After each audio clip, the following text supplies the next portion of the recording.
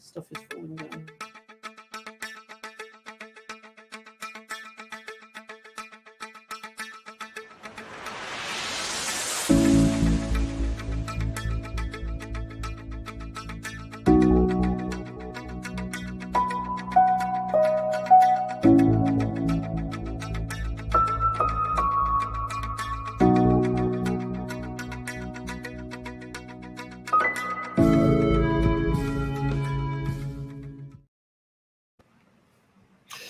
Everybody, and welcome back to one of our wonderful live and here forever pitch deck reviews. You're going to have to put up with possibly a few, production blips here and there, as myself and Simon, our guest, are both coming to you live from hotel rooms around the world. So we're working off hotel Wi-Fi. Omar is in his normal, wonderful game cave. But with all of that, we're going to dive right in. The change today is we're not going to be doing live questions. So if you have questions, drop them in the Discord chat. Just go to discord.gg/IndieGameBusiness, and there's a chat area right there. But we're not going to be doing them live during the show. That's going to be in the after show, the after party, whatever that might be. With that, Omar, do you want to kick in? Do you want me to go first? How do we want to go about this? I don't mind going first. I don't know if that's tradition or not, but yeah, I'll go for it. So, okay, just before I start, by the way, Simon, I played your game. I downloaded the prototype. I actually played it just before this stream. Thank you. I am familiar with the game already, which is kind of cool. Very rare for that to happen usually when we do these streams. Yeah, all right. So I think Jay's going to agree with the first thing that I say. The logo for your game is not easy to read. It does not read like the word Poof cleaning services. It's quite hard to make out the kind of dust cloud as a letter O. And because the P's kind of compressed, it just doesn't flow at the moment for me. So I think that probably just needs a little bit more work. The other thing I was going to say, having played your game, is that your game is not very green, yet you have decided to put the matrix green filter all over the front cover of your pitch deck, and I think it's doing it a disservice because there is a lot more color and vibrancy in the game, and I know you've got a running theme through your deck of like green with hints of yellow throughout, but I think on this occasion, kind of takes away from how nice it can actually look with its natural colors. So that's one thing that I think it needs a bit more work. So that's kind of more like the aesthetic side of things. I think in terms of actual content, I would not put the prototype link here, and I would not put a link to the trailer here either. My eye is drawn to the bottom right, and I'm seeing a lot of text, and on the right-hand side, I'm seeing a lot of text, and it's making it hard for me to separate the two, because you've got text on the right, which is chat within the game, which is the narrative, and then you've got a description of what the game is, and I think it's just feeling a bit too heavy on one side. I think you should take those links out because they become calls to action. If I saw that, and it's the first thing I did when I saw this first deck, the deck for the first time, I downloaded the prototype, and then I watched the gameplay. I didn't really have a chance to take in the high-level pitch, the razor statement. So take those off. You can introduce them later in the pitch deck. The other thing I would also say is that it's a bit of a mouthful. I don't know, Jay, you might disagree with me. I think cozy puzzle game about the economic immigration. That's another thing. It's about economic immigration. When you say the economic immigration, I'm like, which one? At what point in history? It's like, did I miss one? So yeah, just be a bit more careful with your terminology there. I like the main statement: clean rooms, discover secrets, stories, learn a new language, break the communication barrier. Great. Don't need to mention looking for financing and publishing partners. We know that. Take that out. And that's me. That's a lot that I've said. But Jay, your thoughts? But no, a lot of the same stuff. I mean, and it's ironic because the more of these that we do together, the more Omar and I are on the same page and we go through a lot of it. But one, I would definitely invest in a different logo because it reads like Pekoff instead of Poof Cleaning Services, because that O looks like a C. And overall, the name of the game, I mean, I think it sums it up right now. But I agree. There's a lot going on this slide that doesn't need to be here. You can move your links to the end. What you're looking for in terms of financing and publishing partners, you can absolutely move that to the end. I'm torn on the narrative on the side because Omar is right. It does distract from a lot of the other text on the screen because it's like, okay, I'm supposed to read the stuff at the bottom of the slide. Am I supposed to read the stuff on the right-hand side of the screen, or is that part of the game? I think if I were redesigning this for you, I would give you a new logo. I would cut and keep. I would crop out everything that is not that room scene with the man standing there, and then just put that first sentence and say a cozy puzzle game about economic immigration. I mean, I agree. We probably need to tweak that a little bit, but one line, a clean logo, and some UI that just shows, hey, this is, and put more color into it too, because I agree. There's a lot of green. What is it, Omar? It's like we have these decks and green seems to be the prominent color. Is there like a psychological thing that we're unaware of? But yeah, I would simplify the screen so you're easing the reader into what you're about to go through, and you're not overwhelming them day one. Okay, cool feedback. Thanks, guys. Yeah. Cool. All right. Well, we will plow on ahead. Next slide. So, I like what you've done in terms of composition. I like the kind of more contemporary colors you've got going on here. It's kind of the checkerboard arrangement. I will say, though, it is a little bit hard to make out what's being written for like each of the employee descriptions. They're really tiny. I'm also finding it hard to match the names with the faces, because if you look on the left-hand side, you've got, apologies if I get names wrong. So you got Katarina on the top. No worries. Then you got Jakub in the middle, and then Thomas at the bottom. But then Thomas's name is above his photo, but then Jakub's is below. And then I realized I'm playing a game here where I'm trying to connect the names to the faces. And I'm like, I don't want to be doing that. So I like that's a mini game in the pitch deck. It's one of those slide puzzles. Get the engineering team together. Yeah, exactly. Get the art team together. It reminds me, like I as a kid, and you'd be like, slide the tile, and you get most of them to make the image. Yeah, like, damn it, there's one that's off. I totally agree. Yeah, we've been struggling with that, and we've just settled for this, but it's not perfect. I agree. Yeah, I do like what you're trying to do. It is, we get all kinds of examples of these slides, and people try and do all kinds of like clever and kind of playful things. But on this occasion, I think it just needs a bit more tweaking.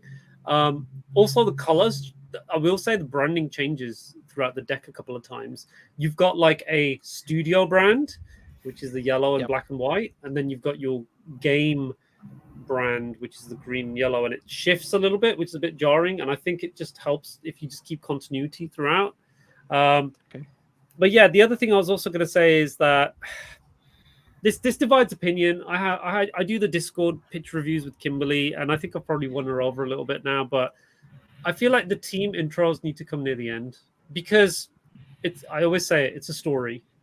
Tell me about this amazing game you're working on. Win me over with the game. I'm so won over, now I want to find out who's making it. And that's how you transition into the team and the talent, what you guys have done before. When you start talking about who you are and what you've done before, you're already mixing things up, and I lose focus, I lose attention, and then you have to get me back onto the game again.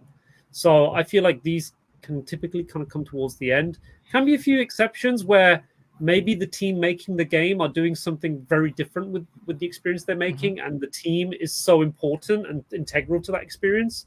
Maybe there's a message, maybe there's some kind of backstory there, but on this occasion, I don't think there is. So I'd probably push all these guys to the end of the deck.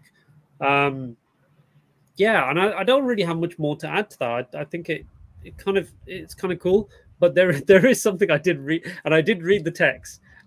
If you read everything on the left, both the paragraphs, when you get to the last one, it says we're embracing uniqueness in all its what, and Yeah, then it's supposed to say it's in all its glory. To be honest, I didn't realize that it's cut off. I didn't realize. you need to till get that now. back in there.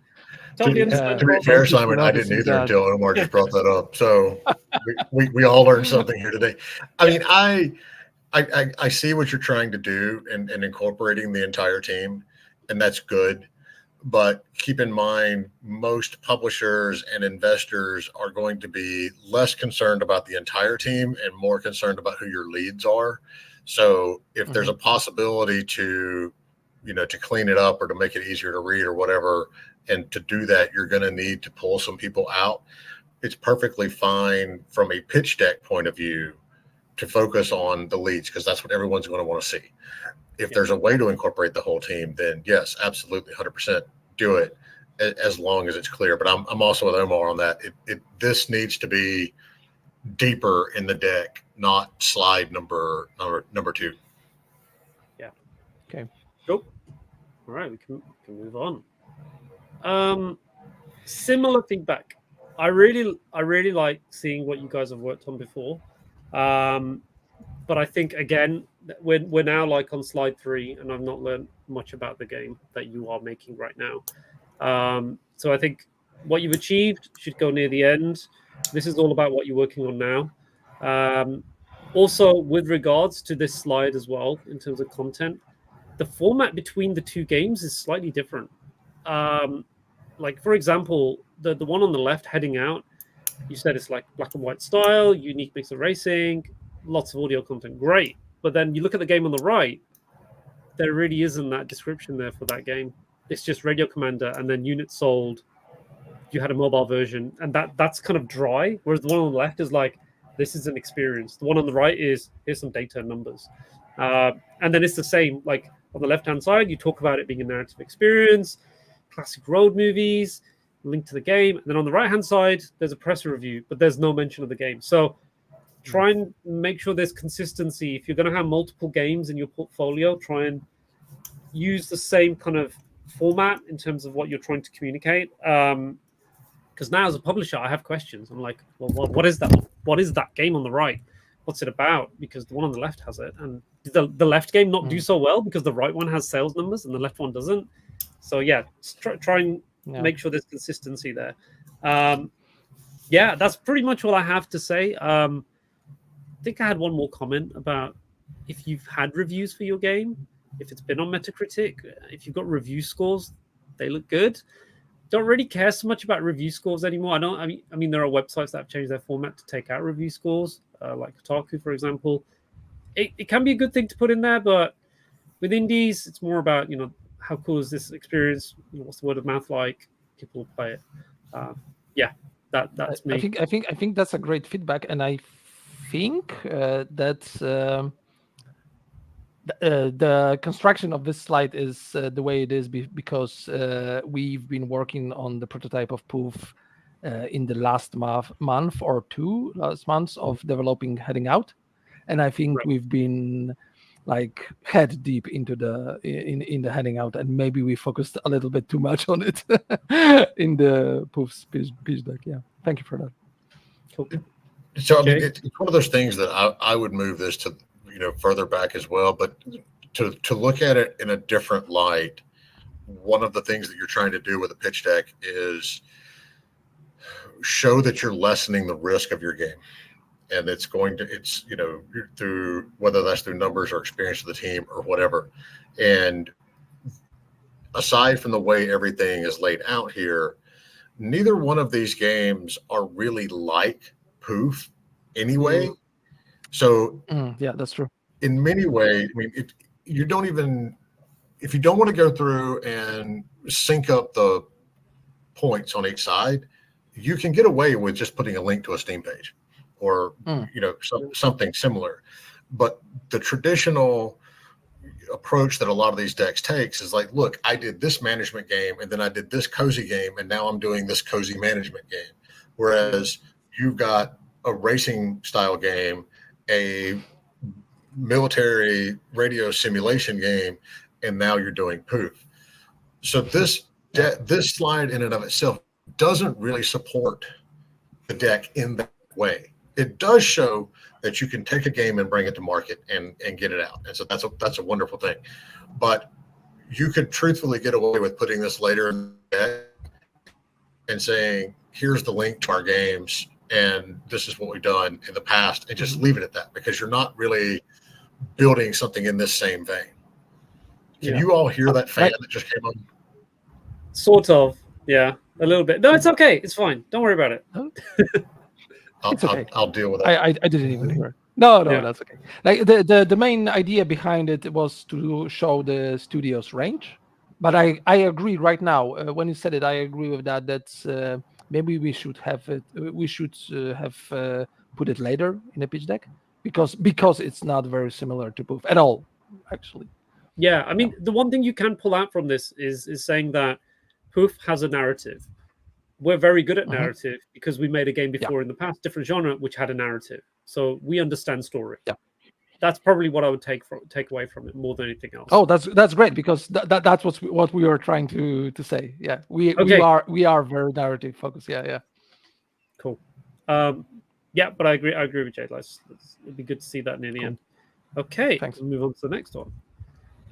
Right, this is an interesting one. So I have some comments here. Now, I read through this, and the way I see it is that you've got 3 statements, right, about what this experience is. First one, you're living the immigrant life. It's a slice of life story about hardships and just kind of settling into a foreign country, right? The second, that's the story. The second is get cozy. Yeah. That's the feel, that's the atmosphere, that's the experience. You talk to people, you tidy up rooms, you discover stories. That's kind of how you kind of get invested in the world. And then the last bit is more about the specifics about the gameplay and what you actually do second to second, which is cleaning rooms, discovering secrets. You learn a new language. Now, the thing I feel like you could do here is that, well, actually, before I jump into that, I had some notes here which said that I was a little bit confused by the game, because the first and second paragraph say it's a narrative-driven adventure game without any real mention of puzzling. But you do have puzzling in it, right? So I think a little bit. I did see the word puzzling elsewhere, so I think just make sure there's the message is consistent throughout. Like, whoever's reading this, they just want to know straight off, this is a cozy puzzle game, or this is a cozy narrative game with puzzling. What you've said here is it's a narrative-driven adventure game, and then later on I do see puzzling as well being mentioned. I think you could split these out into 3 distinct columns on this page, like 3 boxes with probably a little image to represent, what those components are. Like, so let's say living the immigrant's life. Who is that main character? Get a shot of that main character that you're playing as. That's the story. Get cozy. A screenshot of an environment that you're cleaning, and what it looks like and the world you're going to be in. And then clean and peek is kind of emphasizing the gameplay and mechanics. Putting those images with these statements makes it easier to digest, because there's a lot of words on this page. Also, I feel like the image on the left is not the best representation of what you actually do in the game, because it looks a little bit out of context. It's just like a floating, hovering chair. Not really sure why it's got this white outline. Is that supposed to represent it being clean? Is that dust coming off it? So yeah, I would suggest trying those things. That's all I have, really. Jay? I literally turned the air conditioning off in this hotel room, but that apparently does not mean the fan is not going to come on at random intervals. So I'm with Omar. This is an interesting slide. One, I think the slide could also, or instead of, benefit from something we're going to talk about in a few more slides, where you have the analogy of, proof is this meets this with a little bit of this, because you go through and you do explain some key things that we see that we don't normally see in games, and that'll be interesting for, get a glimpse of that, immigrant's life. What is it like being completely new in a foreign country and you don't speak the language? I think that's appealing. As sad as it is, I also think it's very appealing to peek into other people's lives, because humans are nothing if they are not nosy. And so, having that analogy in there as well, but it needs to be tightened up. And one of the ways that you may be able to do that is simply by saying, at this stage, and like I said, we're going to get into it in a few more slides too, have that analogy that it's this plus this, with a little bit of this, and because that way you're framing for that, publisher or investor exactly what it is, versus still being a little bit vague and not 100% clear. Okay. Yeah, that sounds cool. I was trying to do a quick Google when you talked about looking through people's kind of windows of their houses and seeing what they're doing, and it reminded me of the classic Hitchcock movie. Was it Rear Window? Is it that one? Yeah, that's awesome. The guy who's like in his wheelchair and he's just got like with a broken leg. Yeah. Yeah, and then he witnesses a murder and everyone thinks he's crazy. And then The Simpsons did a parody of it, and everyone's doing a parody of it. But it is that kind of like, there's something fascinating about that. But if you're a cleaner, you're actually picking up these items. You're kind of making sense of it. Exactly. Yeah, sorry, go on. I wanted to say that the three paragraphs of this slide is were supposed to represent the whole structure of the game, in the sense that living the immigrant life is like the problems that the game tackles. Get cozy is the atmosphere of the game, because we wanted to make it 100% cozy, 100% positive. And clean and peak is the fantasy of the game. What you said, that people are always drawn to finding out secrets of other people, even if they say they don't. That's the fantasy of the game. No, that's great. I mean, if that's what it is, I think just kind of rewording these paragraphs a little bit, just making them more digestible, and using those terms that you've said. Like, I have them in my notes. I have immigrant's life in brackets, story, get cozy, brackets, atmosphere, and then clean and peak is the gameplay. Those are the three things. Cool. That's what makes your experience. Cool. Yeah, sorry. It's good to have you back, Jay. I know you're probably having some technical difficulties. Yeah. He might drop in and out, which is fine, because I can crack on with it. We're managed. Yeah. Yeah, we're managed. Right, I'll move on to the next one. Okay. So, one thing I will say, and I noticed this, and it's just something to be aware of, text wrapping. There is some crazy text wrapping going on here, where some of these words are cut off like midway and hyphenated. It is really tricky to read, and it's quite distracting. So try and cut your sentences or lines of words in a way so that it's not like breaking up the words themselves. I hate that. I'm so nitpicky when I do my slides. I'm like constantly moving things millimeter by millimeter to make sure it's just like legible. So that's just a tip there. Just make sure that everything flows elegantly.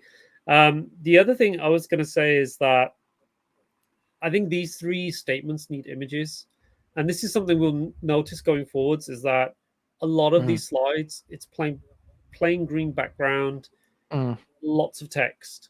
Then plain green background, lots of text. And the format for those slides is very similar, that I'm having a hard time remembering which slide is which. Okay. The most effective presentations are the ones where each slide does something that really sticks in your mind. So that when you're clicking through, you're like, oh, that slide where you had that really cool image, that layout, boom, boom, boom. But here, I'm having a problem where I was constantly going through your deck, trying to find specific slides, and they all look very similar. So yeah, I think that's just something to be kind of aware of.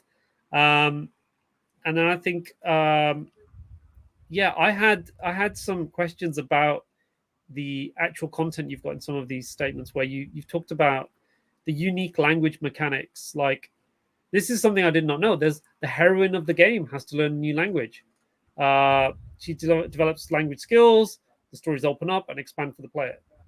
But it's so high level, I don't know how. What language? How many languages? I didn't even know there was a heroine, because on the front cover there's a man, so she's not even featured. That's a great point. I never thought about that. Yeah, that's a great point. because I am playing as the cleaner, so I need to Mhm. see the character I'm playing as, so I can relate Yeah. to that character. So that's something that kind of caught me out as well a little bit. Yeah, I think that's pretty much it. I don't know, Jay. Do you have any thoughts? So this is going to be one of my recurring themes throughout the deck.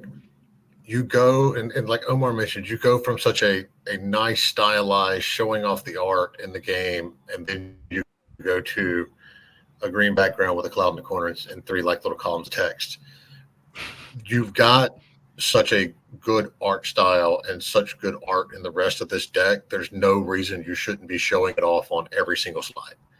And Yeah. so when we go from a slide that's interesting to a slide like this, Mhm. you know, content aside, you almost want to skip over it because it's not nearly as appealing as some of the other stuff. Mhm. I think your actual USPs are good, you know, given how hard it is to actually do USPs in this industry in this day and age anyway. But again, it would benefit from a little more depth on what those unique language mechanics are, because I think that is a fairly, you know, we see it in movies as you know, if there's a main character who gets dropped into a different environment and at first he understands nothing, and then over time you see they start picking up words here and there, and then by the end they can speak fluently. I mean, I just watched Shogun and it's great, and you see that character progression with the main character throughout the whole series. Yeah. So when you have something, you know, that truly is as unique of a mechanic as I've seen lately, where you're going to have this language stuff in there, you need to explain why, how is it going to happen, what does it do, but more importantly, I want to see you get rid of all these green slides with text, because you do have a lot of really, really good art to draw from. Yeah. And instead of just dropping slides in the deck later on, let's go, here's our art. You can showcase that art on every single slide all the way through it and save yourself a slide, you know, by not doing it. So that's my main thing. And Omar, if you go to the next one, I'll start that one because my comments carry over into the next one, Sure, and then we'll go from there. One thing I wanted to say just before we do that, the body of text on the left, which says hundreds of interesting items, you say items waiting to be poofed. You've got to remember that not every person that you send this to, depending on where they're based in the world, will know what that means. You're describing the action of cleaning or eliminating something, but we want to elaborate a little bit more on that. So yeah, because that's the other thing. The title, I get it, Jay gets it, but there might be some publishers in some parts of the world, in Europe or Asia, be like, I don't know what this means. What is this game about? Yeah. Cool. Sure. All right, I'm on pillars. Go, Jay. So one, same notes. Use your art, not green cloud text. But at first I read this and I was like, okay, I get it. We have, you know, USPs and we have pillars. But the more I read it, the more I don't believe you need both of these slides. I think you can intelligently blend this one into the other one and show how your unique selling points support the pillars of your game without using, you know, two different slides. But again, main thing, well, not main thing, but the other big thing is show your art. Don't show me green backgrounds with clouds. You know what's funny? Sometimes you need someone from the outside to tell you something that you didn't know, because when you said, when you pointed out that we need to focus on more on the arts, not the green background and the clouds, when you switch to the other from the previous one to this slide, I got it. I get it. It's a little bit boring. Both of these slides are mostly the same. So. Yeah, and I think if you ever see me give a presentation at a conference, all of my slides look like this. It's like a color with text, and that's it. I have absolutely no skill in deck making, graphic design, which is why I know generally it's like, okay, don't make your decks look like mine, and you'll be in a better position. You need to send me some of yours, and we're going to compare. Yeah. I think I totally agree with what Jay's saying, and I think going back to my original point where I was saying I can't tell the difference between some slides. If I flick between slide 5 and slide 6, Yeah, they're that's so clear. That's similar. clear for me now. Yeah, it's similar. Yeah, too similar. But not just layout, content as well. Just like Jay's saying, Sure. I agree with him. I don't think you need this slide because if you read it, you're saying on the left-hand side, there's a super satisfying mechanic, which is poofing each item. Okay, if I go back one slide, you've said the exact same thing on the left-hand side here as well. Diorama with hundreds of items waiting to be poofed, right? Now go back to this. In the middle, you're saying tackling a serious topic of life in a foreign country and language exclusion, right? And then if I go back, you're saying the exact same thing in the middle again. It tackles a difficult subject in a positive way. And Jesus, I will never forgive myself for that because I have majors in journalism, and in journalism studies, they always tell you, the professors always tell you that every text can be shortened because there's always too much words in the text, and we did exactly that in this. Yeah, that's a great point. Thank you. I think if you look at this particular slide, I mean, you talk about dioramas, you already mentioned that. I personally feel like if you had to get rid of this slide, you can replace it with something which goes a little bit more in depth about the mechanic of your game. Like, here's how the poofing mechanic works, or here's an example of how that language, system works, or here's how we talk about making the world more cozy and inviting and the story more relatable. Pick one of those things and elaborate on it. And then what you're then saying is, okay, this is how our game plays. This is how it feels. This is why it's awesome. Then you can get that imagery in, like Jay says. That's what I would suggest. Okay. Cool. Thank you. Okay. We can move on to the next one. And I think, oh man, yes, I'm so happy. There's 14 slides. We're on slide 7 and we're halfway. Like Ash is watching this like a hawk. She's like, Omar, you better not run over by an hour. So yeah, I'm gonna try and maintain momentum. All right, I'll hit the ground running with this one. So this is an interesting slide. There's a lot of text here. There is also a lot of capitalized text. So here's a tip for people watching, right? And I mentioned this once before. In the UK, all our motorway signs are not capitalized because the human brain is not very good at reading capitalized words as it is with lowercase. You can just recognize words and you can start reading ahead more quickly. When things are capitalized, you have to really slow down. So I would suggest you kind of tweak that, reduce a lot of the text here. There is also there's some confusion in terms of the budget. And for me, it can be interpreted in multiple ways. So you're saying the 4 months prototype is 50K. Then the production 12 months is 300K. Now, is it an additional 300K on top of the 50, or is it 250 to get to total budget of 300K to that point? Okay. And then at the end, you're saying the finished game in 16 months, we need 350K. We'll spend that much. Now, is that the previous 50 plus 300, which gave me 350? And I'm kind of like unsure at this stage. So I think the way you could probably do this is say total dev time is 1 year and 4 months. This is how much it's going to cost in total. And here's how much it will cost in chunks for each phase. It's just a bit, you can simplify that. The other thing I have in my notes as well is that you've got full-time, half-time, full-time, half-time, half-time, half-time. It sounds like a football match, but I think you've got people here that are either full-time on the project or half-time.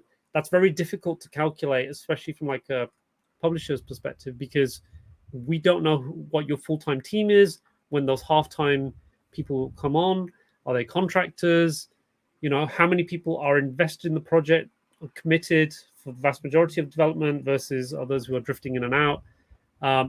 If you can represent that as like a pie chart and saying, this is our team, this is how many people we need, these are the blanks, these are the seats we need to fill, that would be much easier to read. And then last but not least, I always say this every week, put your currency in, because this could be Canadian dollars, which is really cheap, versus US dollars, which is not cheap. So we're just going to put euros in the future. Yeah. But it's such like a simple thing to overlook because everyone just sees the dollar sign. They think US.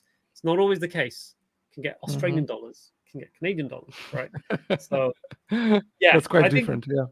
so I think that's everything that I have. Jay, your thoughts? I think this is one of the few times that Omar and I both have a lot of notes on a slide and they don't even sync up. Not that they're different and opposing, but it's like I've identified completely different parts of the slide that I don't like. Breaking down your so first off, your slide's titled Timeline and Budget, but in the course of this one slide, you cover timeline, budget, team, price point, break-even points, a lot of else. So yes, the your production timeline needs to be clearer on the amount of money that is needed, but it also needs to be clearer on real milestones. So 12 months from when you're already into your line is already moving. So are you 12 months from 4 months, which was 3 months ago, or are you 12 months from some? So hard dates help, and you don't have to worry about them being completely accurate in terms of when you get your, because folks know if you've been looking for a publisher for 3 months, then your timeline is probably the month for 3 months. That's fine. But in order to make it clear, this is when it's going to be, this is our production phase. This is when it's going to go beta. This is when it's going to go gold master. But even beyond that, when are you planning for ports? Because you've got ports broken down later in the slide. So in 16 months, is every port going to be finished? Or is that just PC launch and then you're going to need time? So you need to take out all the stuff on this slide that doesn't deal with timeline and budget in order to appropriately describe your timeline and budget part. The next is now your team doesn't match up. You had this glorious slide at the front of the deck, which I know means that's your company, this is your team, but focus on the team for the deck.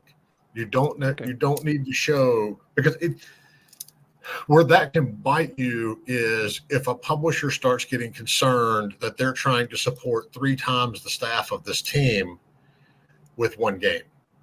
So don't even really go into the fact that there are a lot of focus on your team members for this game, and then as well you don't necessarily let do the whole full-time, half-time, part-time part. You just need to show who we are. And like Omar said, pie chart is great for that.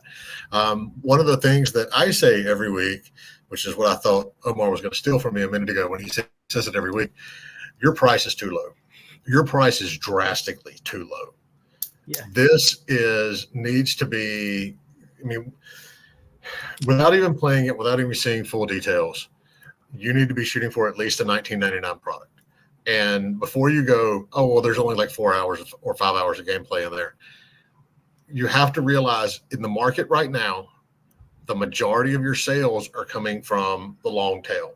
They aren't going to be, day 1, day 2, not even day 30.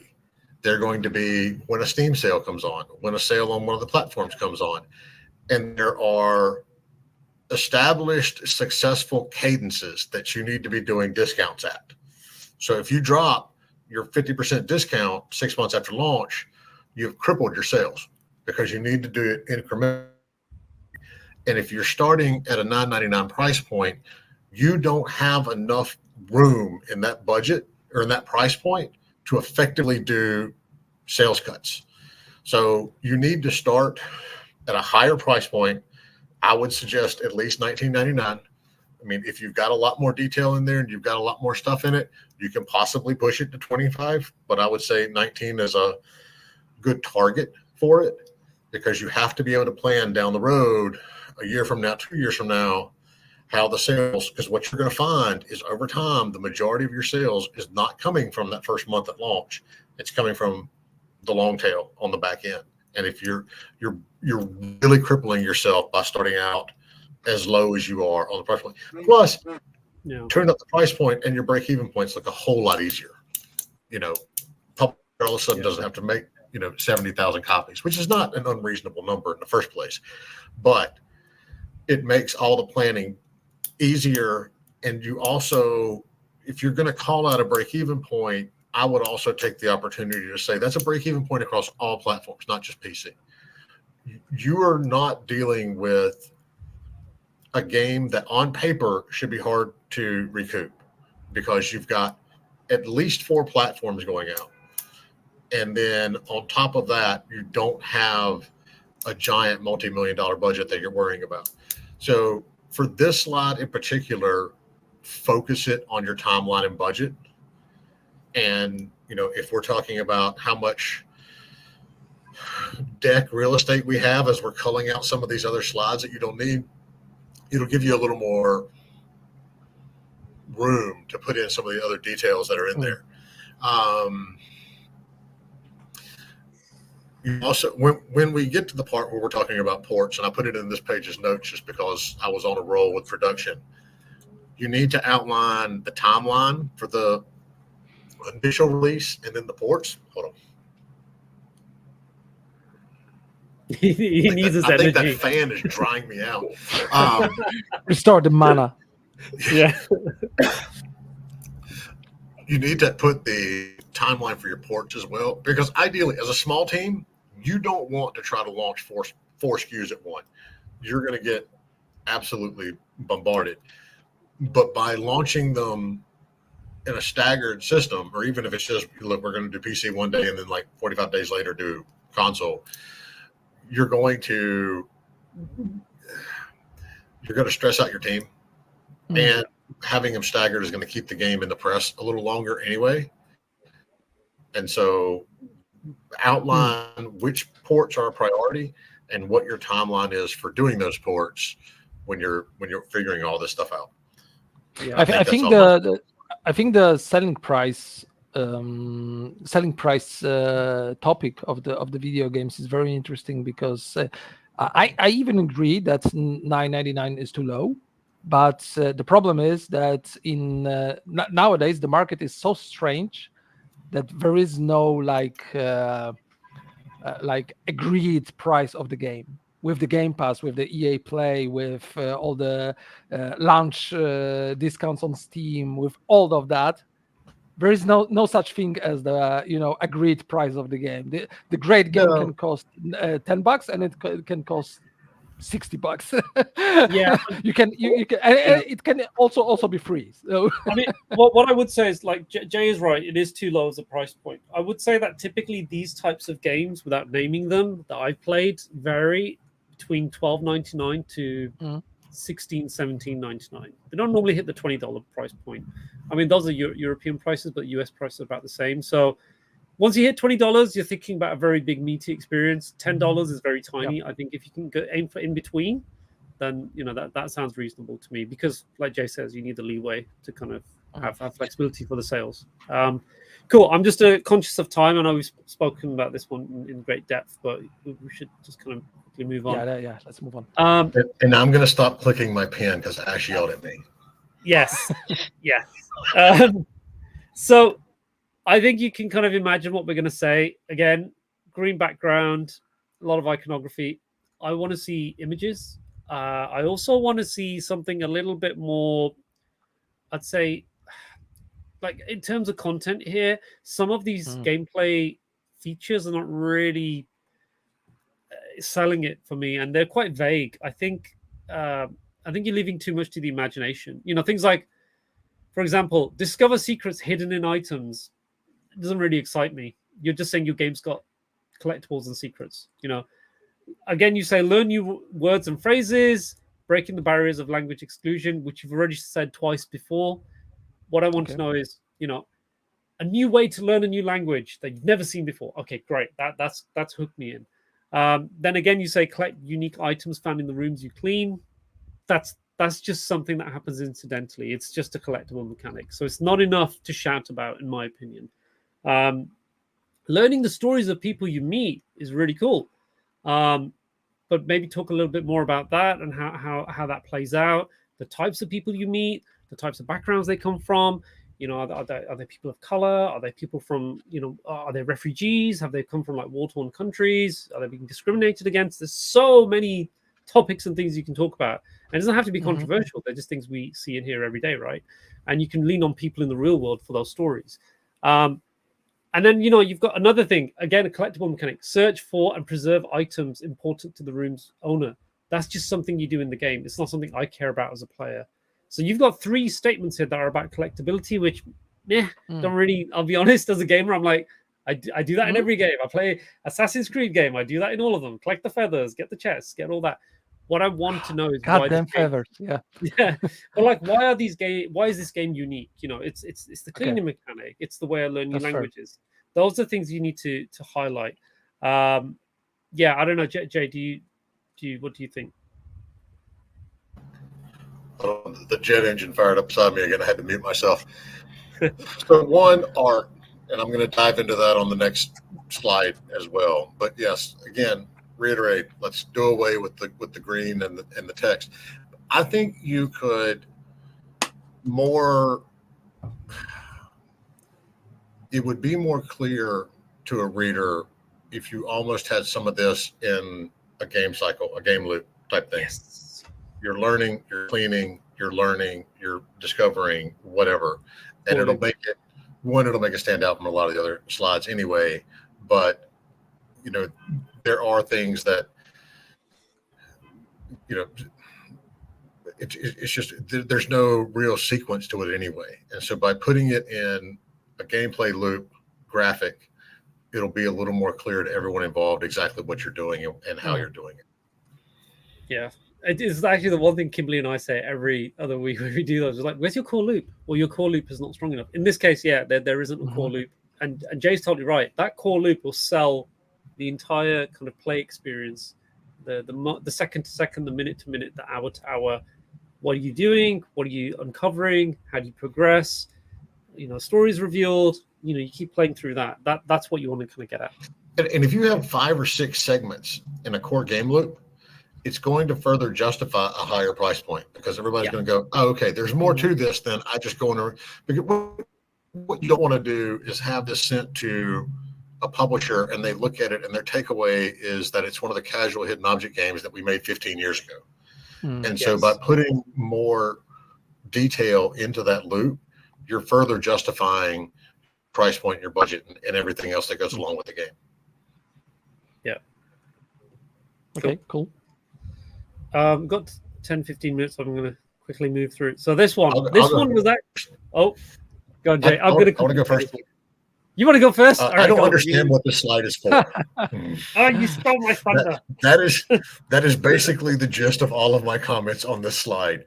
Here is some of the art that we've been looking for in the other slides, and there's no headline on this. It's a picture and 4 bullet points with a cube.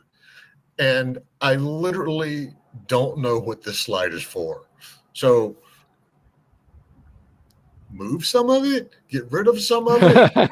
But this is one that I think, aside from the good use of art on the left, adds literally no value to this deck. Yeah. And my fans came back on. So. Yeah, fans come back on. I'm going to add a little bit more to that. So as someone who has studied art, what I will say is what you've described here is the technique and process of making the world look the way that it does. But what you're not talking about is the emotion, is why this is amazing, right? So what you're trying to say is, like I looked at this and I thought, oh, the statement that needs to accompany this is it's a painterly watercolored world where revealing items fills in the color and bleeds in the things you've removed or added, for example. That to me, like as someone who's watching, it's like, oh wow, that's like Okami, or what was that Child of Light Ubisoft game where it was a painterly world. You want to sell the emotion of the experience. What you're saying here is this is how we're technically making a level, and that is not going to sell it to a publisher, in my opinion.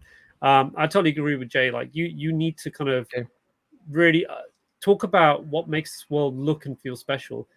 And the game world you're building right now, it is early days. I can see what's going on. If this is the art bar, you could say this is how the game world looks now. This is where we're going to be. It's going to be painterly. It's going to be lush. It's going to be vibrant. It'll feel like you're flicking through the pages of a coloring book or something. I don't know.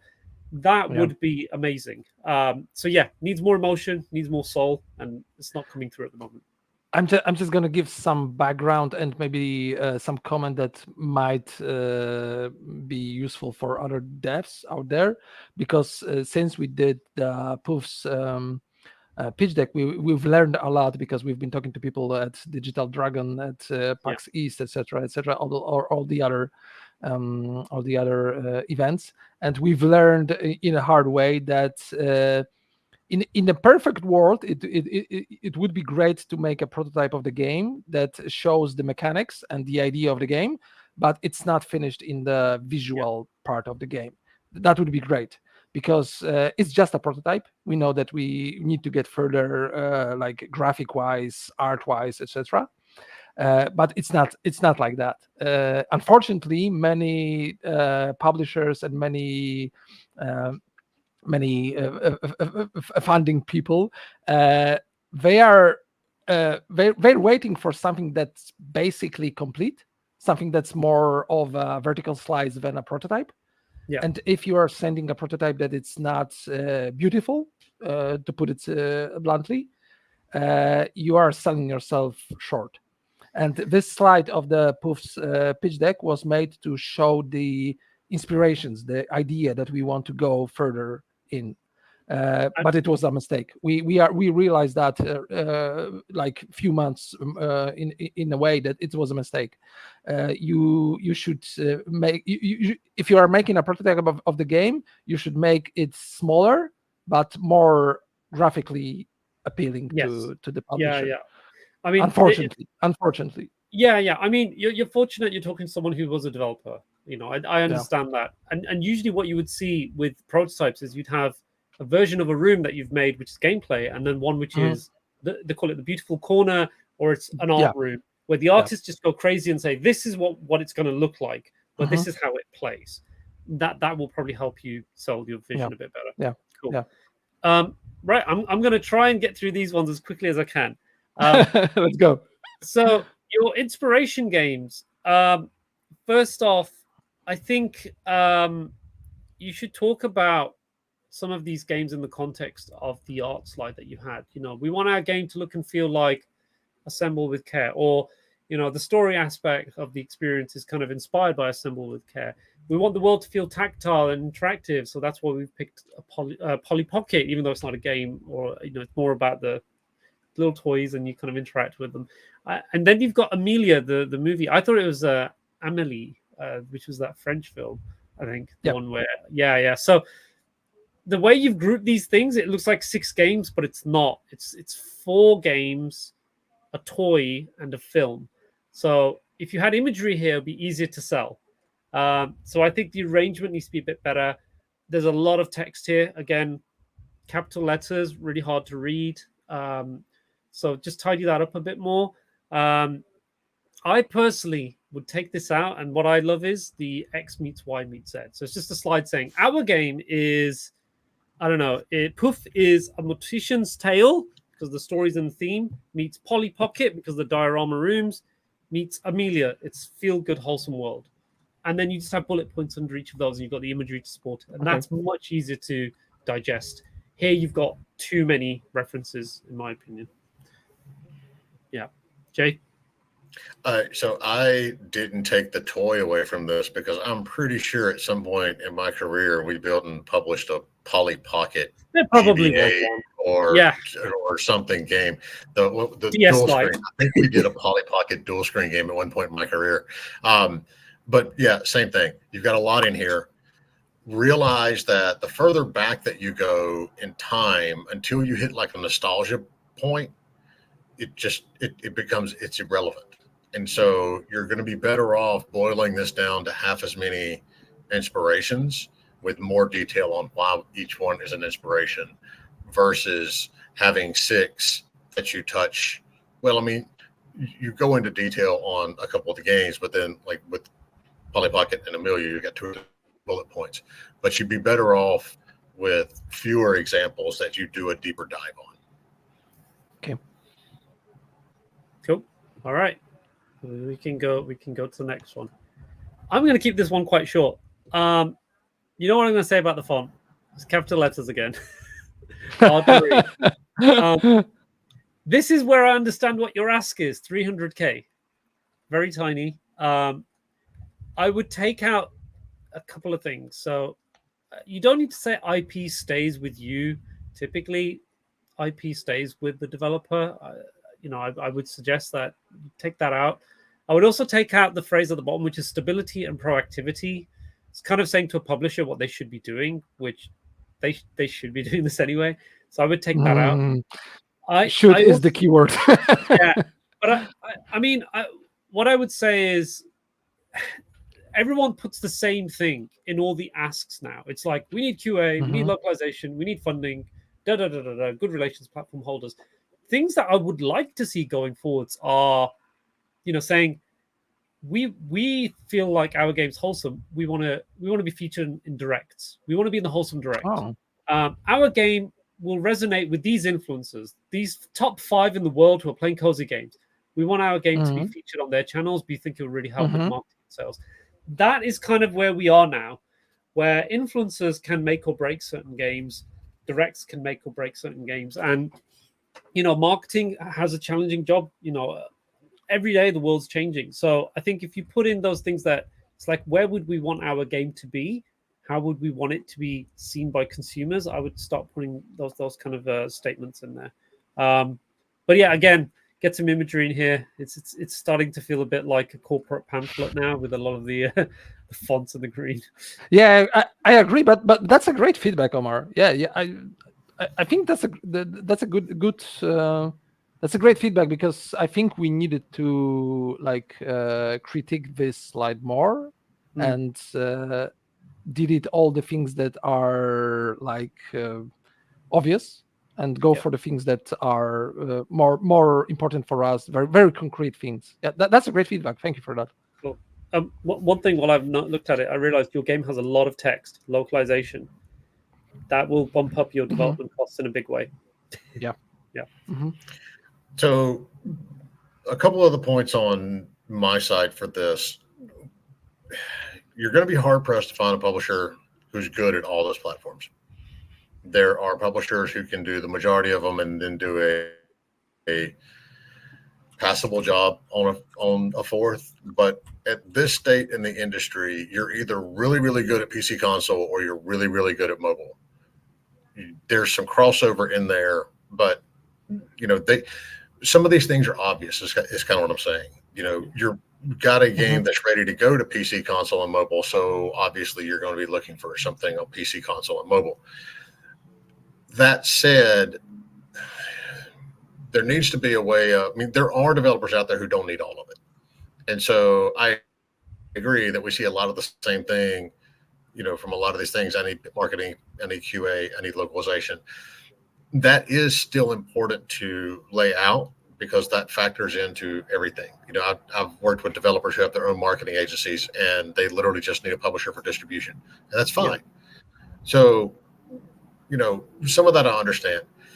My main points are the last 2 bullet points on here. And in this industry, in this climate right now, those 2 are like saying, I want a publisher that's going to sell a lot of units. It's like, well, we all do, but how are you going to guarantee that?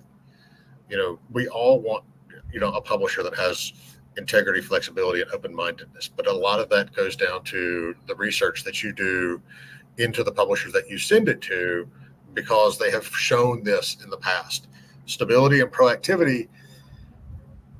We're in a rough part of the industry right now. Yeah. So we're seeing publishers, every week, get hit by some of this stuff. So some of this, it's very obvious. It's like, yes, of course you're looking for it, but being able to encapsulate what you truly need, again, and getting away from the green, corporate slide deck, I think this can be tweaked so it's a little more on the nose than a lot of vagueness. And I really like Omar's idea of saying, here's some of the influencers that we want to go to. We want to be in things like this, right? Because those are the things that are going to make a difference down the road. Marketing and PR is great, but there's a lot of different ways to do marketing and PR. and some of them worked last year that aren't working this year. Some of them worked 5 years ago that aren't working now. It's a matter of understanding, sitting down and talking with that publisher and saying, how is this going to, how are you going to support me in the long run versus are you going to just bail on me right after, the game launches? So a lot, I get it. I'm torn on this slide. Some of the stuff is fairly obvious. You don't necessarily need a bullet point to go through it, but other points you need to be a little more detailed on, this is exactly what we're looking for and going from there. I think that Omar's idea is with the very concrete things that we want is a good one, because let's be honest, if a publisher is saying that it's going to provide stability and proactivity nowadays, it's bullshit. They don't know that. They can. It's impossible to assure that. So maybe we shouldn't ask for that, because we know it's not true. Even if our publishers say that they will provide that, they themselves can know that right now. So maybe it's not. Everyone is going through a very difficult time right now, and it's choppy waters. So it's putting these statements here is like a guarantee. It's like no one can guarantee any of these things. No one. Not even the big players. Well, not most of these things. Right. I'm looking at time. We hit 10 o'clock, but we still have a few slides. Target audience. Now, I went through this. I personally feel like there's more value in you not having this layout.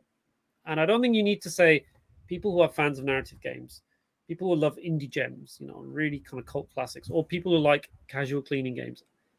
I think you could rework this to show the spectrum of games that live in that cozy space. And you're like, here's a blank spot. This is where we want to be. And the people who are playing those games will play this game for these reasons. I think that's way more powerful, because I think what you're trying to do here is create a perfect persona of someone who's going to play your very, I won't say niche, but the way the premise is kind of quite niche. It's kind of cleaning. You're a cleaner. An immigrant's backstory. It's very specific. So I think saying people who are playing, those kind of cozy experiences a little to the left. They might be playing, what was the other one? The one where you're fixing things, assemble with care. Those types of games. It's like we want to be in that space. Hence why we asked in the previous slide, we want to be in a wholesome direct, because we think our game fits that mold. I think there's more value in that. Jay, what are your thoughts? My notes on this slide were very simple. Too broad and too vague. If you've done a good job of walking the publisher or the investor through the story of your game and the premise of your game, you don't need the bullet points that you've laid out here at all, because they're going to understand this is who your audience is. I agree with Omar. The better use of this slide would be a graph, and we see them in a lot of pitch decks now. Simple, XY graph that's got different things plotted on it showing, okay, this game is more cozy, this game is more narrative, this game, and then positioning your game in the midst of those, because it not only gives someone an instant correlation of how you're going to fit into that, what is not ecosystem. I was trying to say eco-stream, but I'm like, that's not a word. It shows how you can invent it. Ecosystem, but it also immediately pinpoints for that publisher what the competing products and what your comparables are that you're seeing. So what you've got here, honestly, scrap it. I mean, it's too broad, it's too vague. Go into another, show off your art again, but then just do a simple XY graph and say, here's the games that we're looking at, and this is how we fit in to that ecosystem. Cool. Right. I'm gonna zip ahead. Find my mouse cursor. Where's it gone? There it is. Right. This is where I had a slight headache. The zebra crossing here, it really played with my eyes. It's like those optical illusions. And this is where you've gone to your company's branding with the black and white and yellow. Yeah. It's really hard to focus. I know why you've kind of put it like that. I think if you just went with something a bit more uniform, it would be easier to read. I don't think you. I'm not a huge fan of summary slides. I feel like if your pitch deck was good, I know what it is, and I don't need a recap at the end, unless it's a very complicated experience, like some kind of 4X, deep strategy, hardcore sim, kind of experience. But here, this is a very simple experience in the sense of like what you're trying to build, and also the thing which is your USP here, and I have this in my notes. Immigration and linguistic exclusion subjects presented in narrative and gameplay form. I wrote in my notes, this is a real mouthful and sounds like something I would read in a political party manifesto. So Jesus. I did not expect that. But it's the way you read it. I'm like, your game is, I know what you're trying to say, but the way you've delivered it is so dry. It's like you use lighter language in the pitch deck. So I think you could knock that back, and maybe you could break down the USP into a couple of things, because what you've done is you've compounded multiple things into one statement, which is why it's a bit difficult to process. Okay. So yeah, Jay's like, yeah. Yeah. No, I'm not laughing at you or the slide. Well, I was earlier when you made the political manifesto thing, but my family has just come back in the hotel room and they're over in the corner dancing at me just to make me laugh. So yes. Oh, all right. Okay, that helps. But yeah, I think you can either take this out completely or rework that USP and reformat it, so it's just a bit easier on the eye. I think the idea behind the summary slides is that some people just browse through the pitch deck and go to the end, like immediately. So Okay, the summary slide to show all the details. Let me say something about that, Simon. If that's what someone's doing, that's not the publisher you want anyway. This is that whole thing about when you're a kid and you got my friends picked on me at school, and your parents are like, well, if they pick on you, they're not really your friends, right? I would not have foreseen myself saying this 6 months ago, but I am with Omar. I am tired of summary slides. As long as you didn't deliver me some 25 slide deck that is just mind-numbingly boring, if you did that, okay, yes, I want a summary slide because I am going to skip through a bunch of it. But if you put together a really nice, tight, clear deck, you don't need this because you've already explained everything. This might be something where you bring in some of the words and the mass of text from that very first slide, but you can incorporate this stuff through there. You don't have, it's like, what are we looking at here? This is 13 slides. We have one more. And we've talked about a couple that we're going to take out. You can get this game down to 10 slides. And if you do that, you truthfully don't need a summary. It is getting, with the number of decks that I see these days, it is getting to the point that if you have to have a summary, you haven't done a good job of putting together your deck, or you've bloated it, or it's just too big, and that's why you need to summarize. But with this game and this deck, I think you can tweak it so you don't even need this slide. But I also do you think do you think there's a perfect number of slides for a pitch deck? No, somewhere between 10 and 15. Yeah, but it's gonna depend on the game. Yeah. I mean, if you are pitching like a live service game, then you're going to have a whole slide or two that goes into, ongoing content and how you're going to manage that and what your tech stack is. You don't need that with this kind of game. So there's never a perfect, but I tell developers a lot, if you send me a 20 slide deck, you better be pitching me an MMO that's like halfway through, completion or something like that, because you can tighten these things up, and that's why we do these sessions.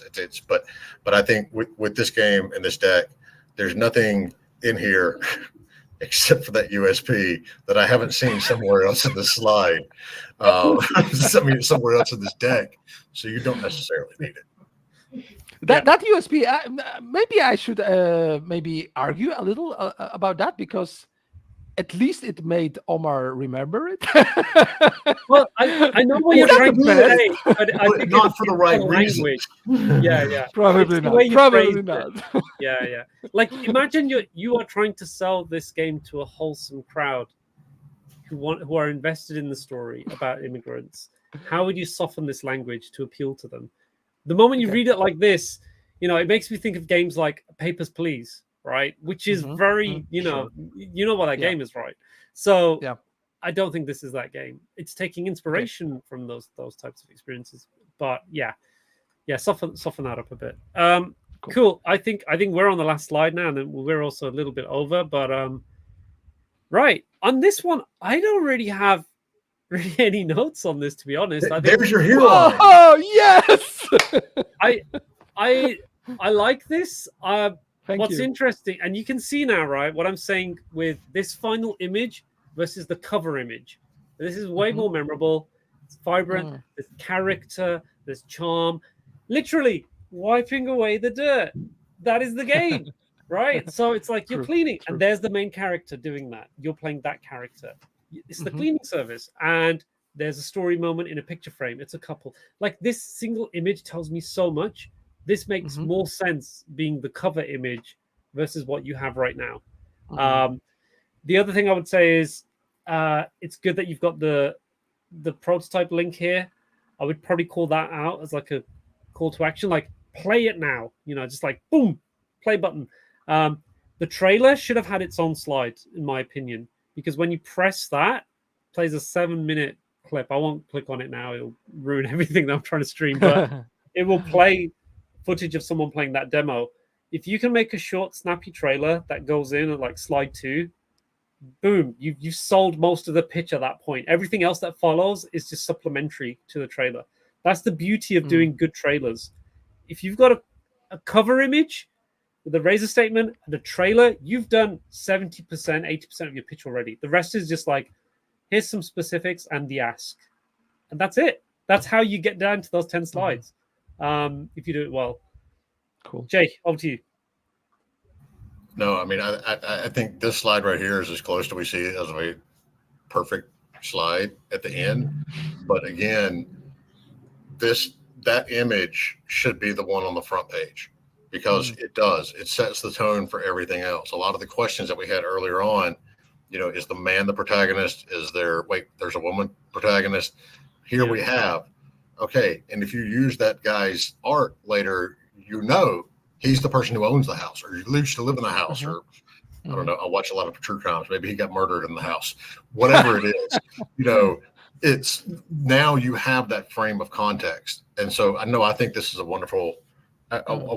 If anything I did, I would make the little watch gameplay and download prototypes underlined, so they're obviously links. But literally, that's it. This finishes it. You're good. Awesome. This is where your branding works really well, because it's not overpowering. The yellow works with the green, and it's just like you've not used the matrix filter on the art. It just looks really cool. I like it. And also, because that's your cover image, guess what? I'm playing Power Wash Simulator right now. So I'm like, oh, another cleaning game? Whoa, this looks awesome. So, if that was the cover image, you're already kind of onboarding me because I'm playing similar games, right? So, cool. Yeah, that's it. That's all I have to say, and I think we're done. By the way, Power Wash Simulator is like the Uber game. It's like the best game ever. It's addicting. It's awesome. It's so addicting. It's addicting. I can play that for hours on end, while I'm watching my crime shows and stuff. So yeah. Right. Jay. All right. No, Simon, one, like we always say to everybody who does this, thank you. And it's incredibly brave, and it's nerve-wracking to put your deck out here and everything that you've been working on in front of God and everybody on YouTube. So, one, we really, really appreciate you doing it. We're thankful. We hope it's been helpful for you. For everybody else, we do these every week on the Discord. So check in. Omar does them with, oh God, my brain is so shot. Kimberly. Yes. And it's been a long week. It's only Wednesday. But we do it every week on the Discord. Those are not recorded for posterity's sake, but you can check it out there. You can get feedback on your deck. Every now and then, Pebs has a thing where she does signups, but fair warning, those signups do not last long because it fills up really, really quickly. Aside from that, we'll be back Friday with another podcast. Omar, Simon, thank you so much, and y'all have a great rest of your day. Yeah, thanks, Simon. Thanks for having me, Jay. guys, and totally visit your Discord because it's a great community. Thanks for having me, guys. Oh, thank you. All right. Thanks. Bye. Take care. Bye-bye. Cheers, guys.